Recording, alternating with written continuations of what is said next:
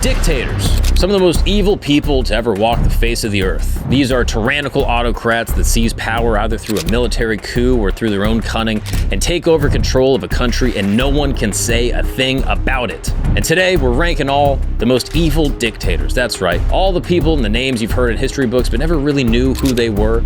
Everyone from Hitler, Pol Pot, Joseph Stalin, Mao Zedong, Vlad The Impaler, and we're going to rank the atrocities that they did, the most evil things that they did to their own people, and where they fall on the list of the most evil dictator of all time. Who do you think it'll be? Because it's probably not that person. But today, don't worry, we're breaking it all down. So sit back, relax, and welcome to camp.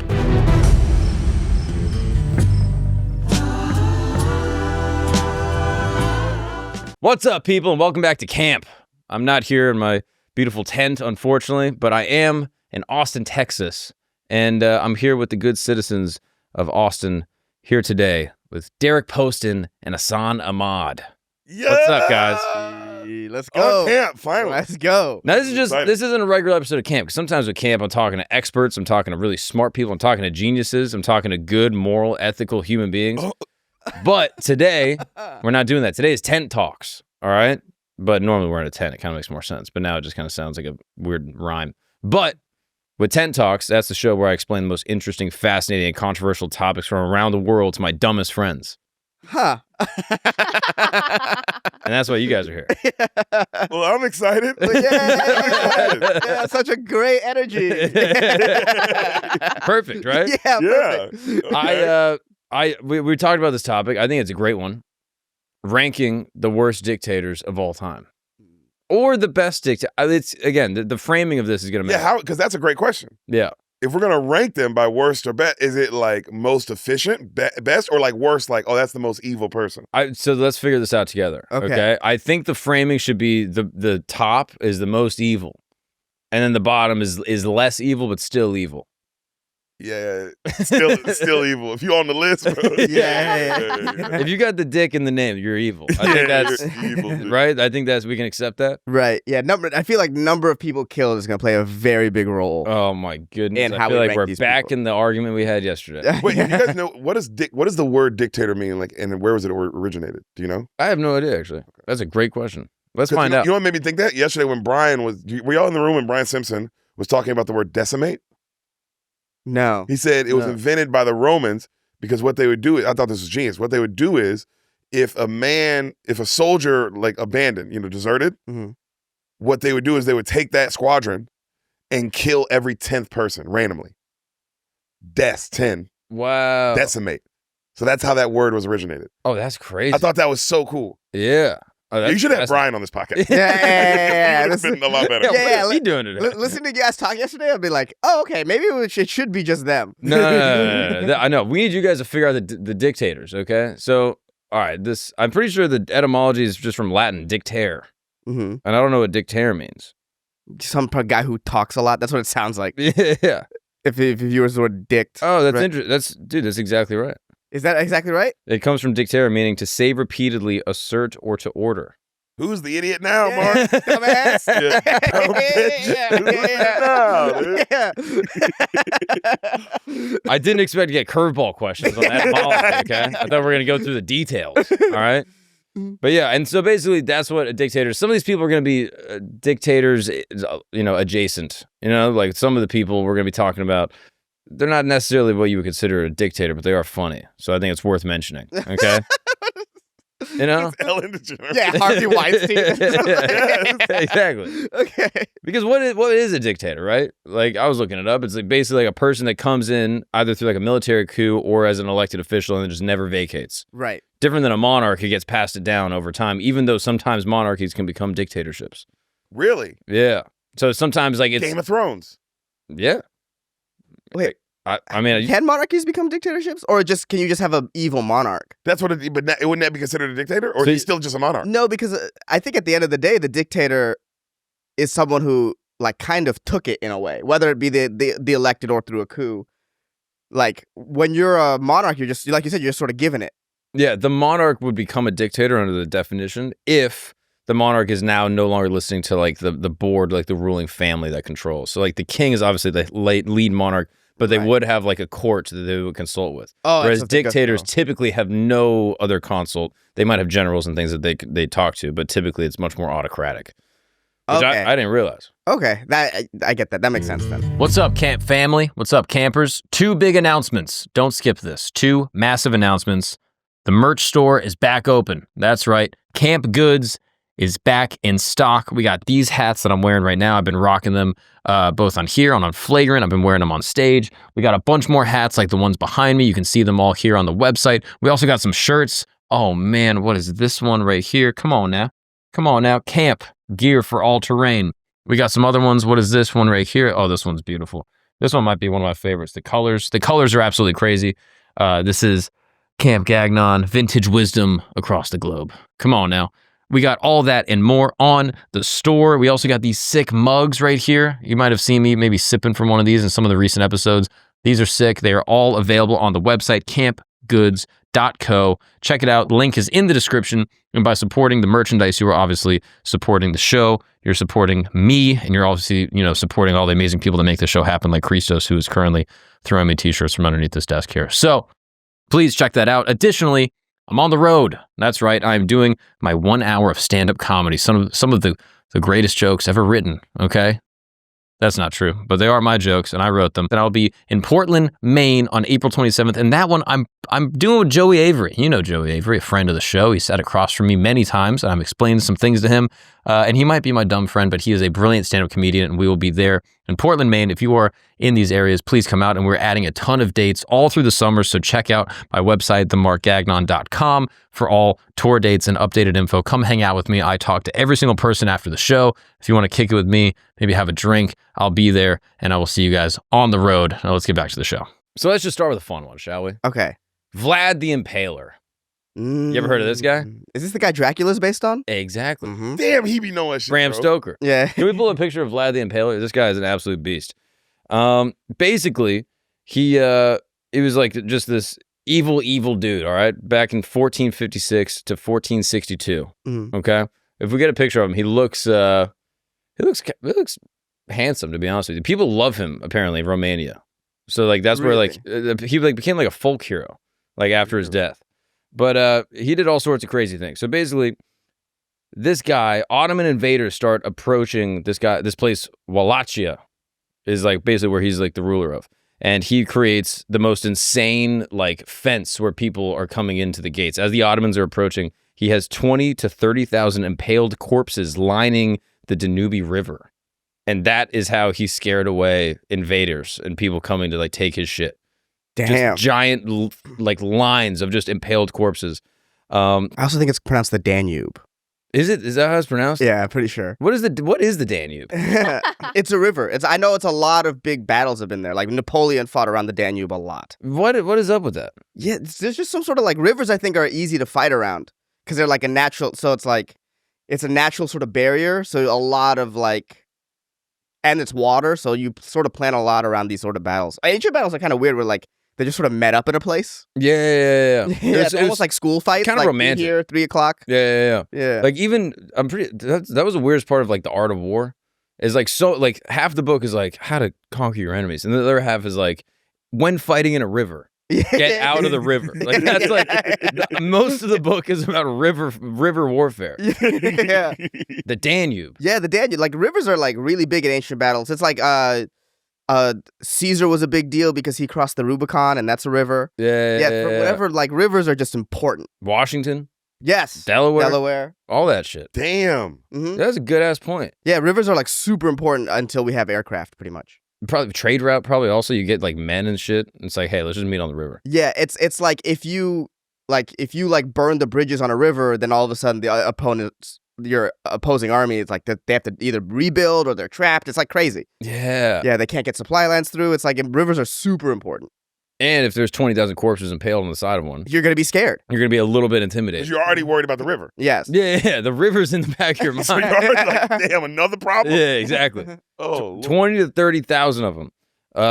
He called it the Forest of the Impaled, and it basically worked better than any wall. This guy, the Ottoman Sultan Mehmed II, the same guy that conquered Constantinople, he walked up to it and basically was like, I'm good. Literally, he was going to invade and like take over this guy's like whole kingdom. Was like, nah, I'm okay, and he just dipped.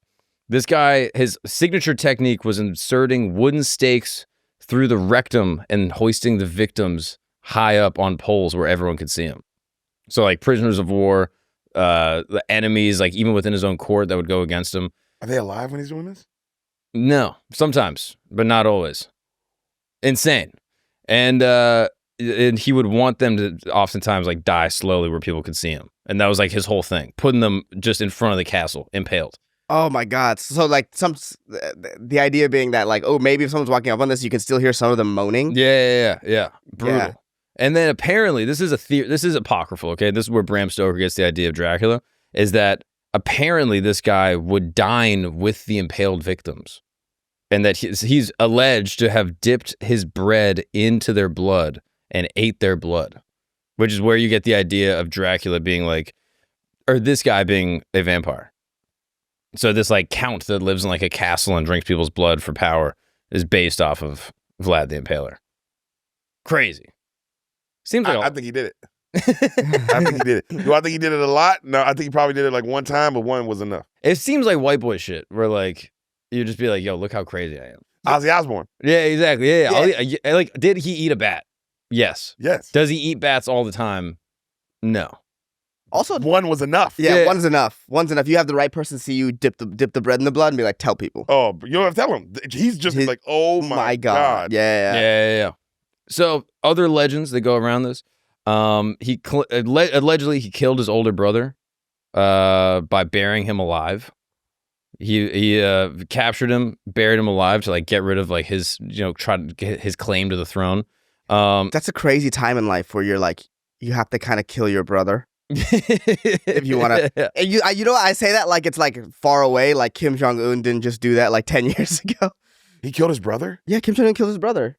Are we going to get to him later, or am I ruining it? Am I spoiling things? No, we're going to get to all of them. I mean, by all of them, we're going to get to like 3 more. Yeah. Because I didn't want to talk about that, because I did not. He killed his brother? Yeah, was it confirmed? In 1980 or was it kind of like something? It was confirmed. You can see. No, in like 2010 or something like that. No, he didn't. There's video online. You can watch. Oh, this is the one with the girls? The girls, yeah. Yeah. So basically, he had these girls. I know the story. Yeah, Yes. pretended it was a reality show and like slipped in poison. Yeah. And he was going to be the next dictator of North Korea. So originally he was supposed to be the original 2017. So in the airport, yeah. So originally he was supposed to be, I believe he was supposed to be the guy. He looks very funny. Yeah, Kim Jong-un. That's so fun. They all look hilarious. That's a director. That guy makes great movies. Yeah, that guy made Parasite. Yeah. But yeah, he was supposed to be the guy, and then he got caught going to Disneyland in Japan, I believe. And so he got knocked down for Kim Jong-un. But he's the oldest son, so there's like a legitimate claim to like the throne, quote unquote. So to get rid of his claim, they killed him. Also, I'm assuming if going to Disney World, they're like, this isn't the kind of guy we want in charge. Yeah, you're supposed to. They got Mickey Mouse here. We're supposed to follow him. Well, yeah. The thing about the Kims is that they love Western stuff. They love Western stuff, apparently. But they don't show it publicly. But they love West. That's why Kim Jong-un's friends with Dennis Rodman. Yeah. You're not going to become friends with Dennis Rodman if you don't love the West. Dennis Rodman is the West. Yeah. He rebounds, has weird hair, wears wedding dresses. What's more of the West? Yeah. Osama bin Laden also like loved like just chilling, watching Cars.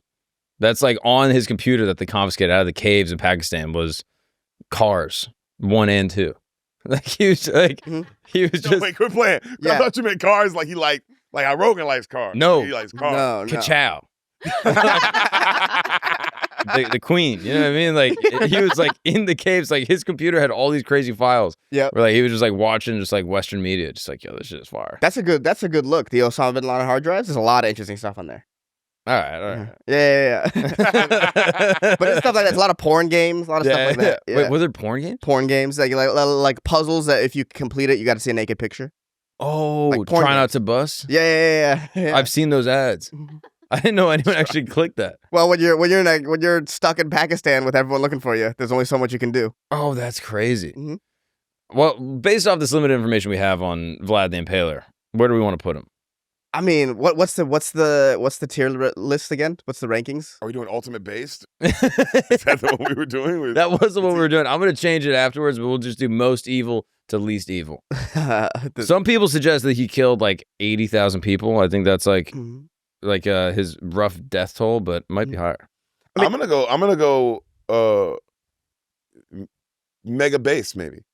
Mega base, the second one. Yeah, how do you feel he is? I feel like, I mean, bro, the impaling thing is cool. The dip in the blood thing, and we're still talking about it now. It's fucking 2024.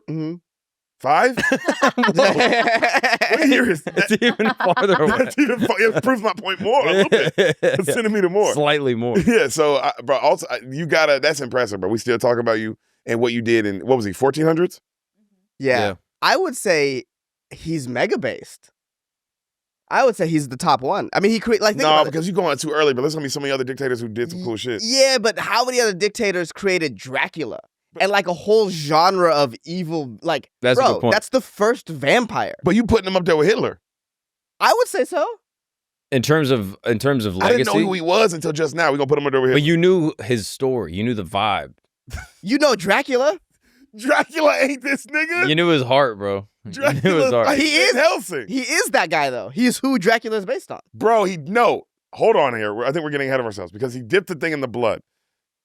It's cool. I was a fan of it too when we brought it up a second ago. Remember, I was campaigning for that. Right. But to act like that's the same level as killing 6 million Jews, mind you, hardest people to kill. Yeah, very crafty. Very crafty, and they don't like it. Yeah, they hate getting killed. They don't want to die. Yeah. So, bruh, he did. And we all know there's not a person on this earth who don't know who Hitler is, other than the people who live in like tribes and shit. But then, not a person in a modern society. Nobody knows Vlad the Impaler. Bro, this guy is so evil. You want a couple more evil things that he did? This might influence your decision making. One of the most crazy stories is that he invited the sick and poor of the kingdom over to the castle for a feast, and then locked them into a hall and then burned the whole thing down. The story appears in some historical accounts and chronicles, including German pamphlets written shortly after Vlad's reign. According to the sources, he invited beggars and the sick for a feast under the pretense of generosity, but then burned the building down, claiming that he was trying to relieve them of their misery. I mean, dude. I mean, he did relieve them. I mean, it's like, all right, you see his point. You're like, okay. Because he did just do the sick and the poor. Yeah. If there had been wealthy people in there, that's not cool. They're not miserable. They're having a great time. They're having a good time. Yeah. I get that he's like, man, bro, these niggas, if we can just get rid of these complaining motherfuckers, just get rid of a lot of these complaints, how sweet would everything be? Right? No more beggars on the street? No more bro, no more sick people. Imagine how good you would just feel knowing that nobody's sick. Yeah, it's kind of crazy. He's cured all sickness.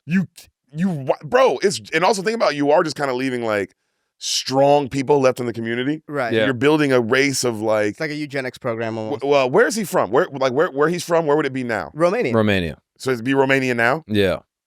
And it was Romania then? Transylvania. That's a real place. Yeah. This is Dracula is this guy. Like, it's not like they're like, he was like, this is Vlad the Impaler. How do I make him into a character? And it became Dracula. And then you like this is the spawn of vampires. That's why how evil they was that scared of him, bro. Yes, that's why he lived I'm saying, in a castle. He was drinking blood, killing people. That's why I'm saying it's mega based. Just because, like, bro, like, yes, there's dictators that killed more people, but I don't know if there's any other dictators that spawned a genre of villain, and a genre of villain that's so used today. It's gone so far in the villain they became good guys in Twilight. Like, you know how I mean? Like, it's that is so crazy, dude.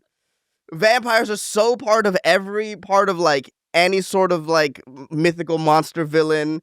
They appear in everything. You won me over. Yeah, ultimate based. I think if he didn't spawn the vampire, there's a argument to be made for lower for sure. But like that to me is what takes him over the edge. Yeah. But ultimate base means he up there with the big boys, though. I think he's up there with the big boys. Okay. You won me over. The Twilight thing swung me because I know how to work there. I know. I've seen that. Yeah. Motherfuckers Team Edward all the way. So. Yeah. Let's talk about Joseph Stalin, the man of steel, leader of the Soviet Union, 1922 to 1953. What do you know about Stalin?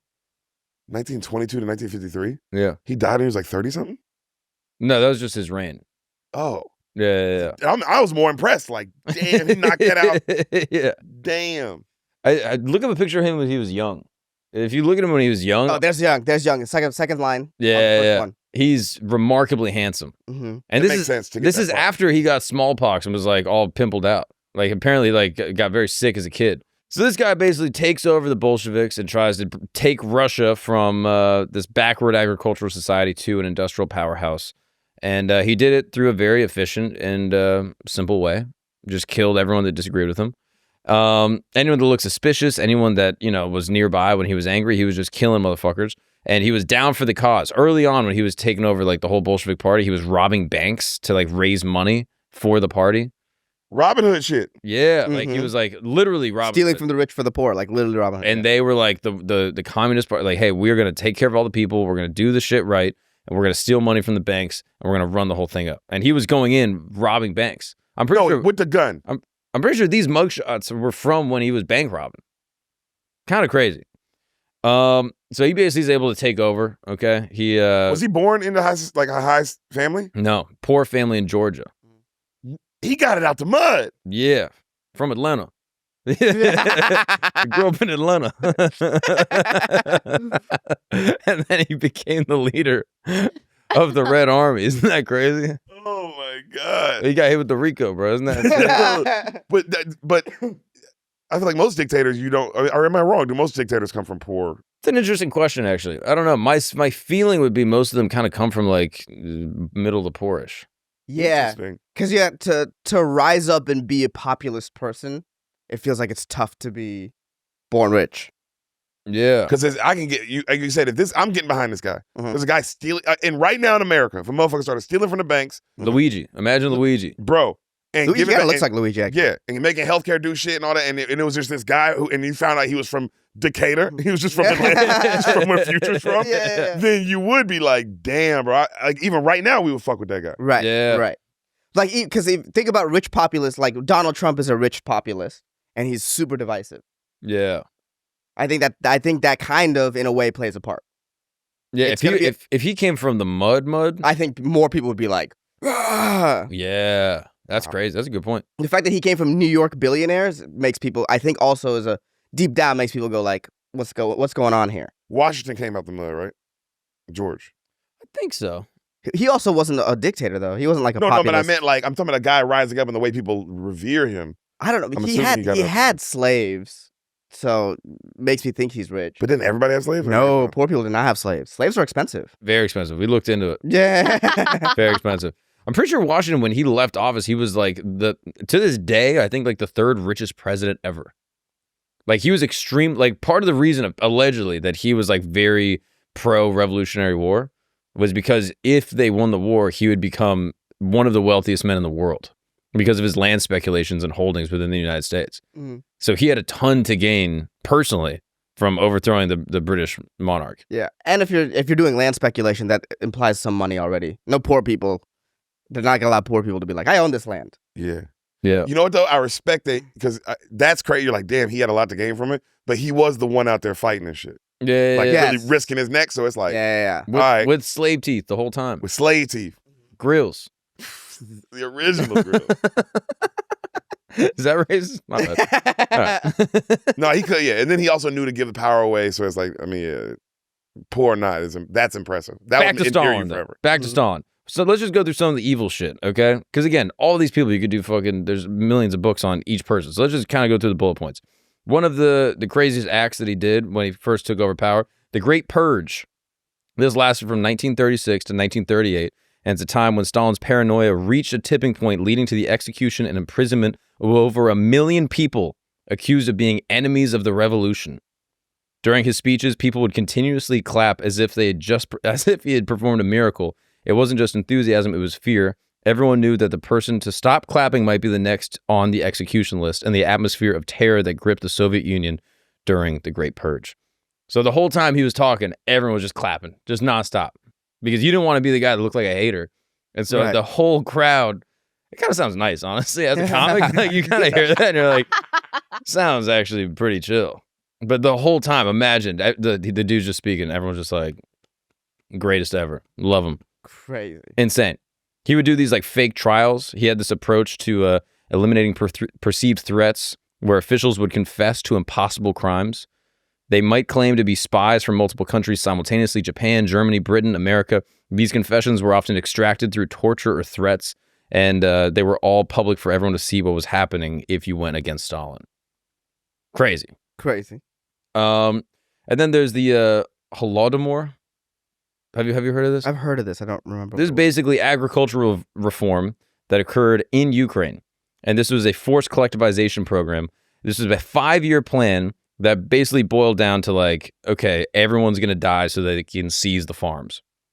It's a man-made famine that occurred in the Soviet Union from 1932 to 1933. The death tolls vary, but most scholars place it around 3.5 to 7 million people in 5 years from famine. The demographic studies estimate 3.9 million direct losses, meaning that they died specifically from Stalin's regime, whereas 3 million or so died from the repercussions from disease and malnutrition. So they had these grain quotas, they had food confiscations, they had travel restrictions, and literally just like killed an entire country of people in 5 years. I think that would put him up there with pretty evil. I think he's killed more people in his country than Hitler did. Yeah, apparently he did. They said they teach you that in school. Yeah. It's an interesting thing, though, because you got to look at overall numbers versus proportion. Mm-hmm. So I think proportionally, Hitler killed like 20%, whereas Stalin killed like 15%, but he killed more people. Right. Okay. Because it's more people. Which I don't know if God cares. You know what I mean? If God's doing the numbers on like, if you're trying to go to heaven, if God's like, you did kill more people, but it's technically less. Yeah, but per capita, how much did you kill? Yeah, exactly. Yeah. That's I think God would factor that in a little bit. probably not. I don't know. Actually, I think one is enough for God to be like, what's going on here? Yo, that is crazy if you think about it. Killing one guy, like if you met someone that killed one guy, you'd be like, whoa. This guy killed 7 million people. Oh my God. Like, it's an insane number. It's like so much that at a certain point, it's like you lose track of. Think about how much stand-up you've done, how many people you performed in front of. I don't know if you performed in front of 7 million people. I don't know if we performed in front of 1 million people. Right? How many people, how many comics have performed in front of 7 million people? I don't think, like, you'd have to, because to get to Think about that number. Yeah. Think about every person A million's kind of crazy. Every person you've ever seen at a show. And that's barely a million. Maybe Kevin Hart. Maybe. All right, I'm going to do this right now. I'm trying to think of you'd have to be an arena act for so long. All right, so let's see. Let me just see. So Fat Man is 250 people, right? Mm-hmm. So 7 million At the mothership. divided by 250 equals. That means you'd have to perform on Fat Man 28,000 times. Wow. Like There's only 365 days in a year, bro. Yeah. You ain't getting up every day. That's what I mean. Fat Like, Man spots, you get what, 2 or 3? Okay. If you're lucky? Let's say I just did Atlantic City with Tony, and that was 4,000 people. So you'd have to do that 1,700 times. So that's what I'm saying. I don't think like Schultz and Shane probably performed for 7 million. That's why I said Kevin Hart. It has to be somebody. It has to be someone who does stadiums. He's Kevin been Hart. doing it the long. I'm saying as far as a stadium act, he's the longest one we've heard of. Kevin Hart. He's got to be the closest, and I don't know if he's at 7 million. Yeah. And he didn't kill any of them. Kevin Hart did not, like, he didn't. No, he kills on stage. Yeah. No, that's a good point. That guy fucking kills. He does kill. He didn't murder them, I guess. He didn't murder them. He didn't murder them. He killed, but he didn't murder them. That's awesome for him to do that. Yeah. Like, for Stalin to go kill all of them. Well, this is my favorite sort of story about Stalin. You see that picture? It's the second row, third from the right. That one. So this is how paranoid he got. So those are like 2 of his trusted advisors.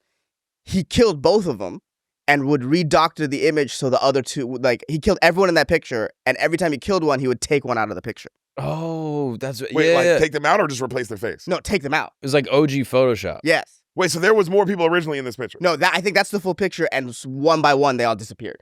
He got super, super paranoid. Yeah, it was very weird. Like, I don't know what it was. I don't know if it was like mental killed 7 illness. million people. You're like, but this has got to come back at some point. Yeah. There's a back. karmic justice in some way. You at a certain point, 7 million people, bro. You murdering everybody you meet. But until 1953, I don't think he really got that justice. It's not like he got like Hitler killed himself and like. But he was paranoid. Mussolini got hung. Yeah. Think about it. Yeah. Apparently he died of what was this? Just like illness. Yeah, like, he made it. He did it. Yeah. That is crazy that like God eventually just had to take him out. But he became so private, he once gave an order that no one could enter his bedroom chamber. And on one occasion, he faked being injured, causing guards to come into his room to assist him. But then he had those guards executed for disobeying his orders. Crazy. Oh, This guy's an insane person. What level of paranoia are you where you're like tricking the people that are there to protect you? Think about any time you've ever had like a bouncer like escort you somewhere. You're like so grateful for that guy taking care of you. And then this guy's murdering those people by tricking them. Like in Practical Jokers. Like he's like doing That's so funny. It's just Saul Volcano in the other room, like, pretend you're sick. Pretend you're sick. He's like, bro, I can't do it. I don't want to kill him. That's crazy. I don't do it. It's insane. Oh my God, being that guard sounds awful, man. So then 2 weeks later, one night, while he's in his bedroom, he suffers a seizure. Fearing that the guards would be executed, they delayed entering his room for hours the next day, despite hearing no signs of their leader. By then, the damage had been done. Stalin was found in a puddle of stale urine on the floor and died 3 days later. Well, he deserved that. What a dumbass. Yeah, fucking idiot. What do you think was going to happen? You want to play games. Yeah. Because you want to play games. Yeah. You're old. You spend all your time in this room. Yeah. And then you execute people who are coming in. Yeah, of course, when there's a real emergency, they're not going to come in. Yeah. He cried wolf. You cried wolf. Literally cried wolf. Mm-hmm. He created the gulags, forced labor camps, enemies of state, and yeah, he was an insane person. He sent every artist and academic that hadn't fled the USSR to the gulags. Mm-hmm. So we would have been thrown in there. What are the gulags? Basically, these giant work camps. Prison camps. So anyone that like wasn't like producing their fair share of work within the USSR, if they were not meeting quotas, if they weren't like the model worker citizen, they were sent to gulags to basically do like forced prison labor. So they'd be pushed out to like Siberia or some shit in just the cold, just like fucking breaking rock. Yeah, like doing nothing. It's insane. And millions of people died in these gulags. It was like an insane. Why do all this? All these dictators, I'm like, just chill out, bro. That is crazy, bro. That's like what he did for fun. That was like his free time. All these dictators are just killing people just for shits. Well, it's because you get so paranoid when you're up top, and you got up top by killing people, so you're like, well, people are gonna try to be killing me. Val's hands raised. What's up, Val? I have a question. Yes. I've never really thought about this, but have these dictators who kill a lot of people ever killed someone with their hand? Oh, that's a good question. Ooh. Let's find out. I know Hitler fought in World War I. So he but that's not what she's saying. But I think she's saying like after you've become you the guy. You that guy, and now I'm killing you myself, bro. I'm letting you know what time it is. This is an interesting question. We got an answer right here. This one says potentially as a bank robber, but and as like a young revolutionary, but it's never like confirmed that he like killed political opponents directly during his time. Because if I was a dictator, I wouldn't kill political opponents directly. I would try to get as many different people to kill all the people so they feel a part of it and the blood's also on their hands. It's a level of control. Also, I got something on you. Yeah, I got something on you. I got something on everybody. Yeah. You want to act like you're this moral? Well, you killed this person. I sent you to the gulag. Yeah. Damn, bro. Yeah, dude. The gulag system was insane. It's like literally enslaved millions of people. They were doing gold mining in negative 40-degree temperatures, 16-hour workdays. And one of the most notorious projects was the construction of the White Sea-Baltic Canal between 31 and 33. They used these primitive tools like pickaxes and their bare hands to dig out a canal. That was their job every day. Wake up, dig in the dirt, go home. Mm-hmm. I just want to point out Val spelled gulag wrong, and we should make fun of her for that. Gulag. I still don't know how to spell it. Gulag. Dude, and then sometimes people would get out of the gulags. They would be they would make it out. And the released survivors often found their families disowning them in order to avoid persecution. So even if you made it out, you got to see your family would be like, we can't fuck with you because you were a prisoner. So we're out. The craziest thing is this canal, despite the massive human cost, was ineffective because it was too shallow and ships couldn't even pass through it. So they built this whole canal, millions of people die, and they can't even use it. It's insane. That's so crazy. Yeah, so he was a pretty evil dude. I think that's reasonable to say, right? Mm-hmm. I think that's right. Yeah, I think that. I don't think anyone's gonna challenge us on that. Yeah, even his. Oh, this is crazy. His own son was even punished. So he had this son, Yakov, okay? He's captured by German forces in 1941 during World War II. Hitler offered a prisoner exchange for Yakov, and Stalin reportedly refused, stating, "I do not trade field marshals for lieutenants." Damn, That's bro. crazy. That's crazy. His own son is captured, and he goes, "Nah, we're not going to do it." And Yakov, Stalin's son, dies in a concentration camp, and Stalin didn't even bail him out. Damn. Are you fucking kidding me? Damn. Crazy. Like, Trump would get Barron out. Yeah, Trump will get Barron out for sure. I would get Barron. I mean, I'd be like, dude, look at this guy. You let Barron out. You're a child, bro. Barron could get himself out, I think. To be honest. Like, he would just climb over Stand whatever. up. Yeah, whatever 8-foot fence. Just fucking spider crawl over. Yeah. Damn, bro. I don't trade lieutenants for field marshals for you. His son. His son. Oh, that's Man. bars. So by the time he died, estimated 20 million Soviet citizens had been killed through execution, forced labor, or famine. And when he eventually died in 1953, Soviet citizens openly wept in public, mostly from genuine relief, but they were afraid to show it. That was in 1953. Think about how close that was. Yeah. 1953. 53. That, People are alive from then. Yeah, my dad was born a year later. Yeah, and your dad's like a young dude, like, you know what I mean? Like, we could go biking with your dad. Yeah, You know what I mean? yeah. Like, that's crazy. And he was alive at the time that millions of people were getting just killed. Murdered. Yeah, dude. So where do we put this guy in terms of evilness? Above homeboy. Above Vlad. So Yeah, if there's ultimate base, there's got to be ultra base, dude. Well, okay, because usually when I see tier lists, because it's not usually based, it's like A tier, B tier, C tier. Yeah, that's how we're gonna do it. And the top is S tier. Yeah. I think if there should be an SS tier, and well, Because I Stalin can't should put be it on it, I can't put him with Vlad, bro. and Vlad is S tier, and then this would be like an SS Which tier. goes back to my original point. Vlad is mega based and Stalin is ultimate I base. get what you're saying. Because you had to leave some wiggle room for that. Right. That was crazy. Yeah.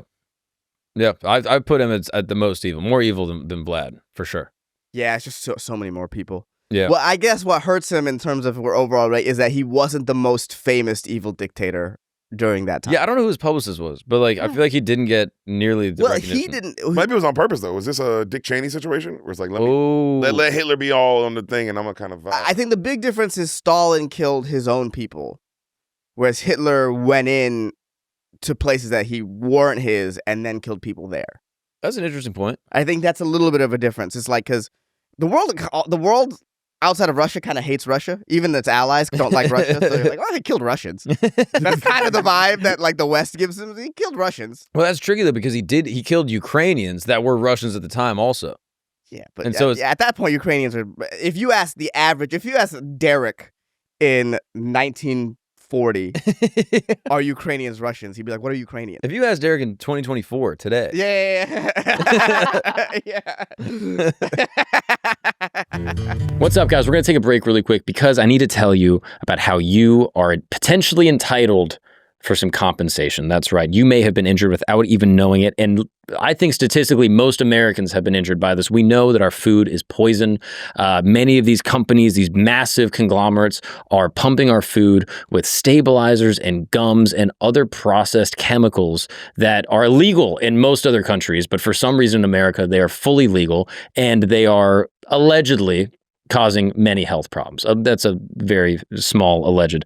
I actually just read a book about this, Ultra-Processed Humans. It's fascinating that the processed chemicals that are going into our foods are terrible for you. I mean, if you were to take a baked cookie and a cookie that's filled with processed preservatives, even if they have the same exact nutritional profile, the one with the preservatives and all the gums and stabilizers and ultra processing chemicals is going to be worse for you by a far, far margin. So, if you have been exposed to many of these ultra-processed foods, they've been known to be addictive, they've been known to target children, and they can potentially cause chronic diseases such as type 2 diabetes, fatty liver disease, both of which were unheard of 40 years ago, but now affect the lives of thousands of children. It looks like the people over at Morgan & Morgan are fighting for the people once again. That's right. Morgan & Morgan, America's largest law firm. I mean, they have, handled thousands and thousands of cases, recovered billions of dollars for their clients, and now they are targeting the ultra-processed food giants of the world, okay? So if you or your child has been diagnosed with one of these diseases that I mentioned before, you may have legal options. They have helped thousands of families seek justice against these big corporations, and they are ready to fight for you as well. So if you are interested, go to forthepeople.com/Gagnon. That's right. That is forthepeople.com/Gagnon. If you're interested in potentially hearing more about the way that these companies can be affecting you and your health and the health of your family, and how you may be entitled for compensation because of that. Now, I do have to disclose this is a paid advertisement. Now, let's get back to the show. What's up, guys? We're going to take a break really quick because I'm sitting here in my beautiful tent, as you can see, every week, day in, day out. And people always ask, they say, Mark, how do I have a tent like that? I want to sit in a beautiful tent and invite a lover, a friend, you know, someone that I appreciate and adore. I want to give them a good time inside my tent. Well, it's easy. Thanks to the good folks over at BlueChew.com. That's right. Blue Chew is the original OG brand offering chewable tablets. And what do these tablets do? Oh, I'm glad you asked.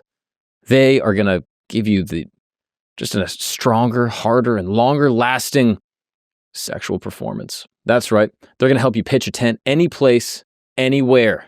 And the best part, it's all done online. That means you don't have to go to a doctor's office and talk to them and be like, oh, I'm feeling some type of way. Look, this is not for people that are, lacking necessarily. This is for people that want to have the best experience of their life, whether it's Valentine's Day, birthday, a funeral. Who knows? Whenever you need it, you never know when you could use Blue Chew. And we have a special deal for the listeners of this program. That's right. Try your first month of Blue Chew for free. That's right. Completely free. Mark, is it going to work for me? Hey, it's free. Why not just try it? Visit BlueChew.com for more details and important safety information. And we thank Blue Chew for sponsoring this podcast. All right, now let's get after it and let's get back to the show. All right, I would say he's most evil. Let's move on to old Idi, all right? Okay. Oh, going back to back? Well, this is what the SS tier is made for. Which is crazy that these guys were doing shit at the same time. You know what I mean? Like Stalin and Hitler, some of the most evil guys ever they had a pact at one point during World War II. They made an agreement like, yo, we're going to be chill with each other. Yeah, we're going to be friends. Have they ever met? Are there any pictures of them together? Yeah, I feel like they must have at some point. At least behind closed doors. And I feel like at this point, a lot of us know more or less why Hitler was evil, right? Concentration camps, invading the... They never met or even spoke. They loathed each other on political grounds, but then they worked together in some capacity, I guess, to form a pact during World War II. That pact was eventually broken, obviously, and the Russians came in and, basically killed him. Hitler killed himself, but the Russians were encroaching. Which that's another thing I never realized. I was always like, oh yeah, the Americans, those are the guys that forced Hitler to kill himself. It was the Russians that had invaded from the east. Well, they're both coming. Yeah. Right? They're both coming. And there was a race to get there because they didn't want each side didn't want all of Berlin to be on the other person's side. Yeah. Because even though we were allies with them, we're also we're jockeying for this post-war who's going to be the best. So we have to get to Berlin before the other guys. And they got there at the same time, basically. Yeah. But I'm pretty sure it was the Red Army that was on top of the bunker that eventually Hitler killed himself. That's crazy. Very, very gay. Hitler was doing all this talk and all this shit, and then at the very end took the easy way out. Gay.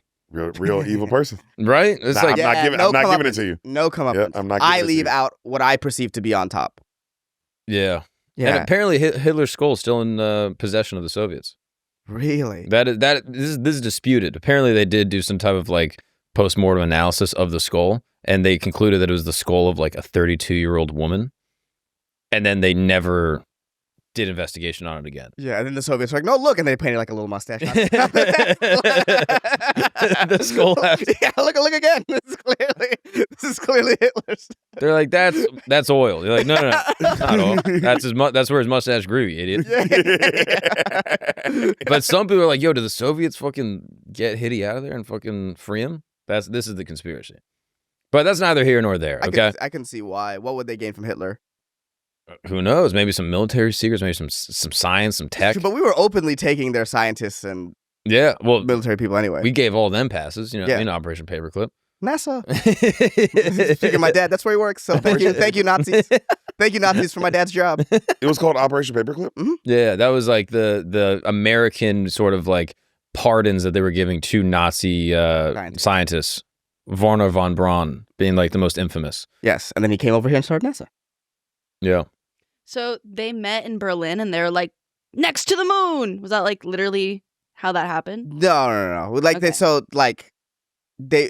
I mean, because you know how Germany was split. There was the Berlin Wall. Like they were just trying to take as much territory as possible. They weren't like, now that we're there, get to the moon. But they were like, basically the moon came from like, oh, they took scientists, we took scientists, we're better. So now we have this race Yeah. to the moon. And then now it's like, did we even go there? But let's go through some of the unknown facts about Hitler that not everyone knows. Apparently, he had extreme gastrointestinal issues, and as a result, led to perpetual flatulence. Apparently, he was ripping ass all the time. Damn. Hitler was like, no, like according to like close men around him, they were like, yeah, he was constantly just ripping ass. Like he had like terrible stomach pain. Like his GI tract was just like a mess, which I didn't know. He was just gassing everyone. That's like, so... that's like apparently a part of the lore. Like no one was safe from the Hitler gas. That's funny. This one, my buddy Zach put this in. I don't even know if this is true. Apparently, he would inject himself with bull semen to increase his libido, and he also thought it had like some healing effects. Ooh, T. High T. Use testosterone. Yeah, exactly. That kind of makes sense. With bull semen. I get how we get there. Yeah, right? Yeah. You kind of hear it. You're like, all right. You're already on so much meth. Yeah. That you're like, this seems like a good idea. Oh, yeah. Yeah, he was absolutely drugged out. All the Nazis, not all of them, but a lot of them were just like pumping just drugs nonstop. Right. There's a book called Blitz that like talks about like the drugs that they were using in the Third Reich. They basically like all these tank operators were using meth when they were going in. They called it Panzer Chocolat, literally tank chocolate. And they were like, yeah, pop some tank chocolate, get feeling good. These like 18-year-old kids in tanks, just like driving over, fucking mowing people down in tanks. It's insane. Drugs are like a big part of apparently the Third Reich. I didn't even know this. Yeah, that makes sense. Why? To buy in all the way. Yeah. That makes sense. A couple other little silly facts. He was a big fan of comedies. And he's not all that bad. he was a fan of the British comedic actor. He's a fan of comedies and kill Jewish people? That seems like very... Crazy, right? Yeah, that seems very like counterproductive. He didn't know what he was doing. Yeah. He didn't know. Why is everything less funny now? Halfway through, he must have been like, oh, damn it. Yeah. I really goofed it on this one. And then apparently, he liked Charlie Chaplin. And then when Chaplin made fun of Adolf in the film The Great Dictator, Adolf allegedly wasn't that mad. And he was kind of flattered. I was like, oh, it's like South Park. It's like, oh, he made fun of me. I made it. Yeah. There were 43 assassination attempts on his life. He survived all of them. That's pretty badass. And then, That's actually kind of badass. 43? Well, dude, you know who had the most? Fidel Castro. We can get to him in a second, but Fidel's like assassination record is like insane. Everyone was trying to assassinate him. It was crazy. But yeah, some people believe that he had one testicle. Yeah, I've heard that. Yeah, that's like a lot of historians agree that he had this thing called cryptochordism, and that basically he like lost a testicle as like a boy. Damn. So he was just one nutting, just walking around. Yeah, kind of would explain the chip on the shoulder. Yeah, the bull semen also. And the bull semen. Yeah. I was thinking about bull semen. Do you think that is considered vegan? No, it came from an animal. Yeah, it can't come from an animal. But vegans can't consume animal products that come from animal suffering. Bull semen. It's not from suffering. That's his point. It's actually the best part of a bull's life. It's like the sickest part. Possibly, but most animals don't have sex for pleasure. So if you're making a bull come, I guess if it was fucking a cow and then you sort of got it on the pull out, then it's vegan. But if you're making them come, it's probably like a little bit uncomfortable. It's like, this is not what I'm about. Should we? Have you ever seen? Can you get a video of how they extract horse semen? Have you ever seen this? Yeah, it's fucking crazy. They have a fleshlight. Yeah, I've seen it. The thing. The horse's leg. You did the Dune sound. Vroom. It is like, it's literally a fleshlight. They just pop it in there, and it's so much. It's an insane amount. Well, this starts with this lady at home. Just telling you about what she's going to do. It's a get ready with me. So today I'm going to go extract semen from a bull. Look at that. Oh, she's getting in there. Oh, You're telling me he's not enjoying that? Yeah, come on, Hassan. Okay, I'll give you that. He spent my boy trying to grip. Look at him. Yeah, but here's the thing. He's not getting the grip he wants. He keeps on trying to, he's like, why is this not working? Is that what I look like? That's crazy. Like, yo, it's a full bag. Look at, bro. And that cup right there is probably worth like $10 million. No. Yeah, if it's like a purebred, like, Yeah, yeah. if it's like a racehorse? Kentucky Derby winning racehorse, Yeah. that's some expensive cum. So yeah, so Hitler was getting some of that. That was apparently part of the whole thing. Apparently, there's a theory that in an attempt to prevent the spread of syphilis in his soldiers, he came up with what was considered the first blow-up doll. And that he was like, hey, just start banging these blow-up dolls and not, each other and the other women and stuff, and stop the syphilis spread. And there's another weird thing that despite his genocidal anti-Semitism, he didn't like Jews, he protected his Jewish family doctor, Edward Bloch, who treated his mother, declaring him, quote, a noble Jew. He even said, if all Jews were like him, there would be no Jewish question. That's so very much like, that's so racism. Just to be like, no, the one I know is good, but the rest are bad. It's like, you can't make it past the fact that like, oh, maybe they're just people. You just can't make it though. No, the one around me is cool. Everyone else sucks. Yeah, like what? Yeah. Like, I would hope that this guy like put in a word. He was like, hey, maybe. No, that guy was like, dude, don't rock the boat. Don't rock the boat. Don't rock the boat. Don't rock the boat. Don't rock the boat. That dude was like, we have to survive this. Yeah. So obviously a pretty evil dude, right? Mm-hmm. That's top tier. Yeah. That's top tier. I mean, that's the most, for sure, most famous. Going blow for blow, back to back, Stalin is better. Stalin's more dictatory. Stalin is, bro, everything you were saying about Stalin, because this was all bad and scary, but it was some kind of like aspects where it was like, oh, it's kind of pussy. He kind of pussy. Stalin wasn't no pussy. Stalin made it. He wasn't no pussy. Stalin made it. He died on his own. He was such a dictator, he died because of it. Yeah, he died on his own bullshit. That's what I'm saying. Yeah, he didn't get killed by nobody else. Yeah. Oh, he killed himself basically on accident. He killed himself on accident. Like, he was dictating so hard, he dictated himself. Yeah. Yeah, whereas Hitler took the way out. And you just hear some of the shit. It's like, no, I think Stalin was more him. Yeah. So some of Hitler's most evil achievements: 3.3 million Soviet prisoners of war died in German custody, making them the second largest group of victims after the Jews. Roma and Sinti people, hundreds of thousands of them died. Disabled individuals. Nazis had this thing called T4 euthanasia programs that murdered 250,000 people with disabilities. And then gay people. Thousands of gay men were arrested and sent to concentration camps. And he built these death camps. He employed mobile killing units to, basically follow armies into conquered territories.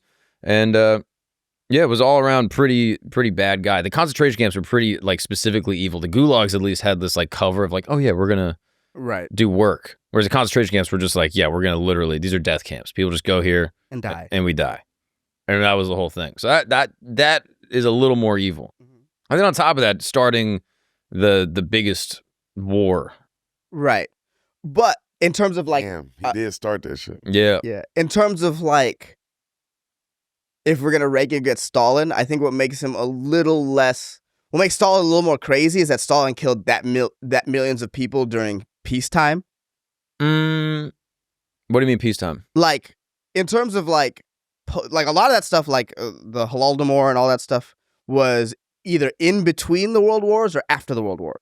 Mm-hmm. You know what I mean? Hitler did most of his killing during the war, which kind of gives you a cover of like, well, this is war and the war is crazy and this is what we do during war. Stalin was like, we're not at war and I'm fucking killing everybody. Yeah. Wow. That is a good point. It's in terms of like, if we're trying to rank on who is more evil, there is a sort of, well, all's fair in love and war type thing you can apply to Hitler, where you like, Stalin was like, damn, bro, you were just doing this? Yeah, it's like civil war, basically. Yeah. Yeah, that's an interesting point. Which apparently the Germans, this is how fucking crazy they are. Vladimir Lenin, the guy that was basically the starter of the Bolsheviks, that was like kicking off all that stuff, the thing that Stalin eventually took over, he was not even in Russia when all that stuff was kicking off. He was basically like a political exile. So he left Russia, and I think he was in like Scandinavia. Wasn't he in Austria? Weren't him and Hitler in the same place? I don't know. They might have been. But the Germans escorted him and gave him free cover to go into Russia to then cause civil war in Russia. Yeah. So the Germans were like, hey, this whole Russia thing is really causing us a lot of issues on that Eastern Front. So let's put one of their political dissidents back in power in Russia and then cause a massive civil war that then they'll just take care of themselves. Yeah, and they'll be out of World War One. Yeah. Mm-hmm. Crazy. So the Germans were very, very savvy, evil people. Yeah, bro. Also, the whole Aryan thing is always very funny to me. Yeah, because he doesn't fit the description of what an Aryan looks like. Like the classic, like blonde hair, blue eyes. Like he believes that he's like, oh, I'm of Aryan blood. You know what I mean? Right. But he's like, I'm not full Aryan. The Aryan thing is just so silly because they're like, all right, blonde hair, blue eyes, that's Aryan. And then the Japanese were like, can we be Aryan? And they were like, yeah, you're basically Aryan. Yeah, like they group them in for no, like they were like, oh, they're Aryan adjacent, like they're more Aryan than other people. And then the Russians were like, hey, we're all super tall, blonde hair, blue eyes. And then Hitler was like, you're not Aryan. Made no sense. It was insane. But yeah, so that's Hitler. So where do we put him? We put him right below Stalin. I think we put him below Stalin. With Vlad? Above Vlad. Like I think like So now we're moving Vlad down to based. no, you can be still no. I think Hitler and Stalin are both ultimate based, Okay. and Vlad is mega based. But this is out of context. This is crazy. Don't get caught up with the base thing. I'm going to change this when we actually no, vote. I'm up here. So it'll I'm be here now. it'll I'm be in base. S is the most evil, and then we'll go down the list. Yes, yeah, But use the word base. okay. Well, I'm looking at base, dog. I don't know what to tell you. But like in that ranking, I would put in that like ultimate base ranking, I would put Stalin in front of Hitler. Okay, cool. Yeah, I think that's reasonable. Mm-hmm. I think that's reasonable. Mm-hmm. And now Mao Zedong. Mm-hmm. He killed the most, I believe. I've heard of this name. So who is this guy? Mao Zedong. Where do you think he's from? I'm gonna guess Asia, right? Yeah, okay. That's broad. Can you go a little more specific? China? Yeah, that's great. Hell yeah, dude. I was like, what sounds like some Panda Express? Yeah. Something delicious from Panda Express. He was the founding father of the People's Republic of China and the chairman of the Chinese Communist Party. Presided over one of the most tumultuous and deadly periods in modern history. His policies, often driven by revolutionary appeal, resulted in catastrophic human suffering and loss of life. Real quick, Val right now is trying to spell Mao Zedong, so I think it's very important that we all stop and watch her try to do this.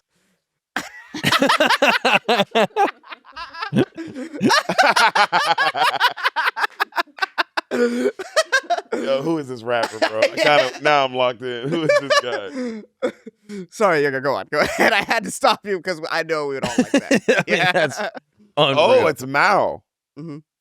Yeah, that guy. Mm-hmm. Damn, bro, this nigga look evil. It's some George Costanza looking Asian, bro. Yeah. Don't play with this man. Yeah, never shaved his head. Like at a certain point, you got to be like, all right, buddy. Well, let's not knock him for that. hold on. There's a lot of things to be said about not shaving your head. It's a look. It's a look. I didn't realize how. I know. He said it, and I'm like, oh my God. Yeah. That's crazy. Yeah, I don't think the hair is what we just need to talk about with now. That is not the worst thing you did. That's Yeah. That is Someone fair. say it's the best thing he did. 1958, he launches the Great Leap Forward, an ambitious campaign to industrialize China and collectivize agriculture. Farmers were forced into communes in order to abandon traditional farming methods in favor of producing steel and backyard furnaces. The result was economic disaster, unusable steel production combined with agricultural collapse. During the time, Mao's regime embraced pseudoscientific agricultural theories, which led to planting crops too densely and other unproductive practices. Local officials also lied about how much grain was harvested to meet high targets. As a result, too much grain was taken to export, and millions of people at home starved. Some people place the death toll from the famine between 30 to 45 million people from 1958 to 1962. Yeah, I've heard like something around. I think that in the middle, in the second row, is a graph of how many people killed. But I think I've heard something around like 50 million total for Mao. It's insane. Villagers resorted to eating tree bark, leather, and in some cases, other humans. And when informed about the famine, Mao reportedly dismissed concerns with the statement like, "It is better to let half the people die so that the other half can eat their fill." Pretty wild. That's pretty hard. That's a pretty hard quote. So he does this whole thing. 50 million people die. And he goes, all right, let's just keep it going. And then they start the Cultural Revolution. And this happens in 1966 to reassert his authority and purge political rivals. He mobilized millions of young, quote, Red Guards to attack old ideas, old culture, old habits, old customs, resulting in widespread chaos. This creates violence where the Red Guards were mobilized to attack rightists and reactionaries, leading to public beatings, torture, and executions. Apparently, they like executed 1.5 to 2 million people. He oversaw the destruction of the Four Olds, this campaign that basically got rid of all the old traditional Chinese customs and artifacts, and got rid of a bunch of intellectuals, people that were like teachers, scholars. They were killed during public events called struggle sessions, and many were beaten or driven to suicide. And then the Korean War, he sent over 2 million Chinese soldiers into Korea to fight against the U.S. and South Korea. The Chinese troops suffered immense casualties. 180,000 were killed in the battle. Among those was Mao's own son during an airstrike. Damn, they just send their sons to die. It's crazy. Yeah, crazy. He also had some weird personal habits. He wasn't big on brushing his teeth. Didn't believe in it. He was just like, no, I'm not going to do that. He believed that he could just swish tea around and it was just as good. He also didn't really believe in baths. He didn't bathe really. Oof. He also refused to treat STDs because he thought that STDs boosted virility. And that from his personal doctor who put this all this stuff in a book, he released all of Mao's personal hygiene stuff. That he was STD ridden, not brushing his teeth, none of that. Just a bro. Just a frat guy. Just a frat bro. A little bit, right? You kind of hear that. I'm like, that's kind of what I'm doing. I'm not that far off. Yeah, he created this system, the Lao Gay system, which basically translates to reform through labor. And millions of Chinese citizens, basically anyone who raised an eyebrow at the Communist Party, found themselves in these camps where the daily schedule was basically just labor, starvation, torture, and 10 to 20 million people went through the system, and many, if not most, died during this forced labor system that he had implemented. So that's strike 3 for communism. Yeah. Yeah. It just can't be done. It seems like. So a pretty evil guy, I think you could say. Based off of that, where are we going to put him, you think? Man, you know what's crazy? I know he killed 50 million people and starved his own country, but I'm like, damn, bro, he was giving hoes STDs. Oh, yeah. Yeah. He a dictator. He's still fucking. Oh, apparently he was, even as his health was deteriorating, he was, an absolute dog. He decided the only way to get his youthful spirit and rigor back was to have sex with many women. He had a special bed created for doing, rampant, dirty sex. And it was raised on one side 4 inches higher than the other. No one really knows why it was raised on one side, but they put the extra 4 inches on one side so he could have these sex parties in his bed. Crazy. And if he's doing it for youth, he's definitely fucking kids and shit. Oh, gotta be. For sure. He had all these mistresses. One that he loved was Zhang Yufeng. When they met, he was in his late 60s and she was 16 years old. Okay, yeah, so. And Mao made her his confidential secretary in 1973. And that means that every time Mao's wife wanted to talk to her husband, she had to talk to Zhang Yufeng his first. Mistress first? What a fucking, that's gangster. Crazy. If my wife wants to talk to me, she can talk to my mistress. Yeah. Also, the shit Zhang would do in that bedroom. Dude. The shit Zhang was doing. For him to be like, yo, give her a job. Yeah. Give her a job, keep her close. Yeah. She was doing some stuff, boy. He's getting whatever he wants, wild sex stuff. Yeah. Any weird fantasy he wants. She was doing some shit. Yep. Yeah. No, she was an all-time. She was an all-time piece. Monica Lewinsky times a million. Yeah. Madonna times a million. Because Lewinsky didn't even get a position. No, she got ridiculed for it. Crazy. Yeah, which is whereas crazy. Marilyn Monroe gets celebrated for that shit. Yeah, that's a good point. Yeah, and arguably, Lewinsky did more good. Wait, why? For every second she was on her knees, there was a kid on an island who was safe. Oh, that's a great point. You know what I mean? Yeah. Every second she was servicing the president, there was a 14-year-old thank you. She was taking a bullet, dude. She was taking a bullet and got ridiculed for it. That's crazy. If she positioned it that way, people would be like, oh, you're a hero. Yeah, she's a hero. You didn't stop sex drive, but you slowed it down. You know what I mean? You did more than me. You jammed it up. I've never sucked Clinton's dick. Save a child's life. Yeah. Which also you hear about how charming Clinton was. Mm-hmm. It's everyone would. I can't believe there was only one woman that No, there was definitely way more. Yeah, she just got caught. Yeah, that's crazy. Yeah, she kept the dress, which was kind of stupid. That's how much you love him. Yeah, well, it's cool. I guess if the president comes on your dress, you'd be like, well, what am I going to wash this? Yeah, I could sell this for millions of dollars to the champion racehorse. Yeah. Or something. You know what I mean? Did she sell it or did she keep it? I bet you they took it in as evidence, right? He went to trial for this, right? Yeah. Damn, so it's just in a fucking. It's just in an evidence box. An evidence thing. They made her try it on in the courtroom. They said if the dress fits. That was like a big part of the whole thing. Yeah, if the dress fits, you must spit. Yeah. Yeah. But yeah, that's basically Mao. He wanted agricultural workers to contribute to this industry, and like basically took over everything and made it all nationalized. And as a result, millions of people died. Steel was like the big thing that he was like going for. He's like, yeah, we're gonna make Chinese steel the best. And then it wasn't even that good. A lot of the steel like got rusted, didn't even work properly. Yeah, because the farms and stuff he tried to retrofit for steel like they couldn't make steel in them. Like he had no concept of like you need stuff. Yeah. You're just like, well, just make steel. And he would just say, make it happen. Yeah. Yeah. And do it like this. And then be like, all right, well, I guess we have to do it like that. And people just died. Yeah. Damn. Yeah. Yeah. God, these niggas suck. It's crazy, right? They suck. This is in the 60s. Like think about like Led Zeppelin was out, the Beatles were making music. Yeah, but parents were alive. Yeah. Yeah, crazy. That is crazy how recent this was. Mm-hmm. The 60s? Yeah. Yeah, crazy shit. So where do we Wizard of Oz is an old movie at that point. Yeah. He was like, "Oh, this is black and white. I'm not watching this." Yeah. The fuck, bro? That's the idea that Mao didn't make it to the colored parts of Wizard of Oz. He was very impatient. He had all these people to kill. He had all this stuff. And yeah, he basically died in 76 after a series of heart attacks. He made it. Yeah. He made it. The fact that he made it is crazy. Nobody touched him. Nobody touched him. Yeah.